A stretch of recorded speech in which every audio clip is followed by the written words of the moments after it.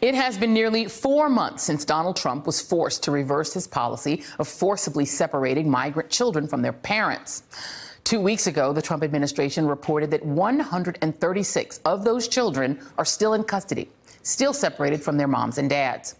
That includes 3 kids under 5 years old.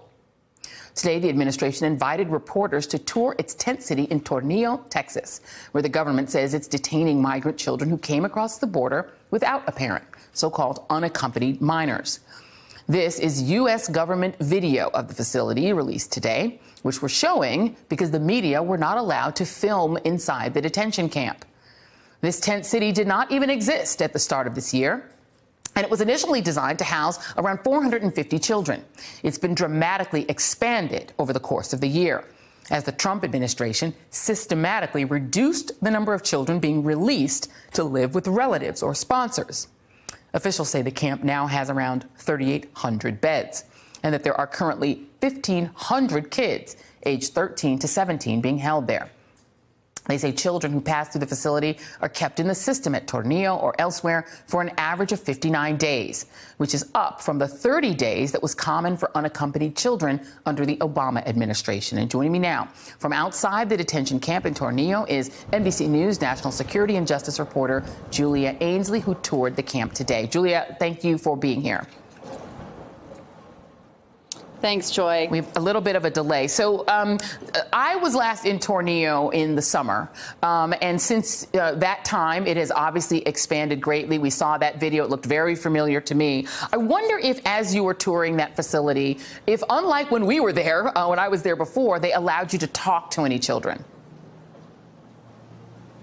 Well, yeah, you know, officially we're not supposed to talk to any children. They say that's part of privacy reasons. A big part of it is because they want to show you that government narrative. They want those pictures out there. They wanted to show what is in a lot of ways normal teenage life. We saw kids playing soccer. We saw their arts and crafts projects. We saw, you know, people kind of getting together and going to school like you would see any normal teenager. But we were able to talk to a few children on the sidelines. Of course, we won't disclose their names for their privacy reasons. They are minors after all. But we really did get what was at the heart of this. There was a 16-year-old girl from Guatemala that I had a chance to talk to, and she said when she left her home, Joy, she didn't even know that the U.S. detained children. She thought as soon as she got to the United States, she would be able to join her brother, who's an adult living in Texas, and that she'd be able to claim asylum. That's what she was told when she left her home.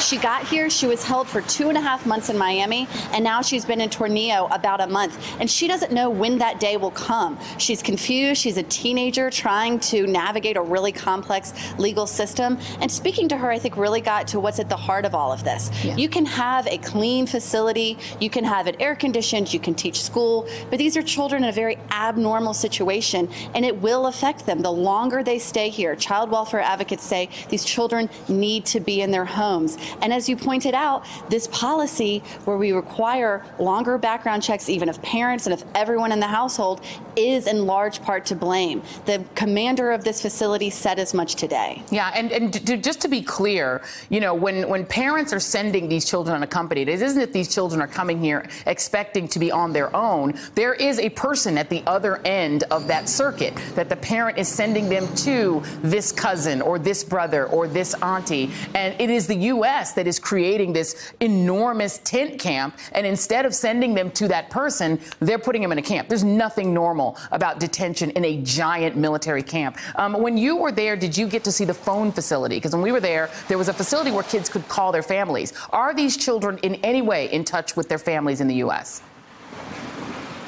Yes, they are. We understand that they can make at least 2 calls a week. They say sometimes more. A lot of children have a phone number memorized because, just like you said, Joy, they were sent here to reunite with someone that was going to care for them on the other side of the border once they got completed with that trip.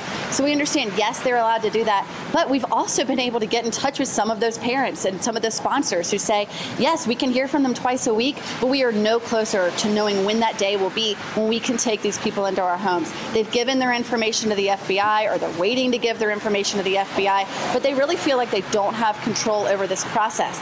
And I will point out, some of these tent facilities did exist for a temporary time under the Obama administration, primarily in 2014, when we saw an influx of children coming across the border, just like we do now. It was actually much higher then. That was more of the record numbers. We're about at a third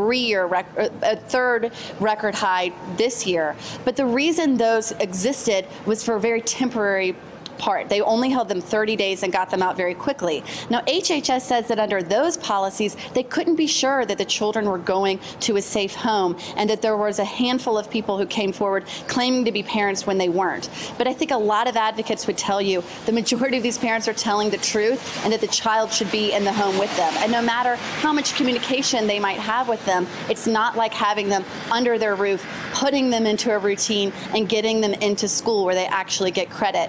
Here, the school we saw today, a teacher stands in front of the room. There are English slides on a projector. Most of these children don't speak English, and they're really just there to take up time and keep them busy while they wait in this purgatory to find out where they'll go next. Yeah, and of course, the administration is now weighing starting family separations again. We'll have to talk about that another time. Julia Ainsley, thank you very much. Really appreciate you being here with me. Hey there, I'm Chris Hayes from MSNBC. Thanks for watching MSNBC on YouTube. If you want to keep up to date with the videos we're putting out, you can click subscribe just below me or click over on this list to see lots of other great videos.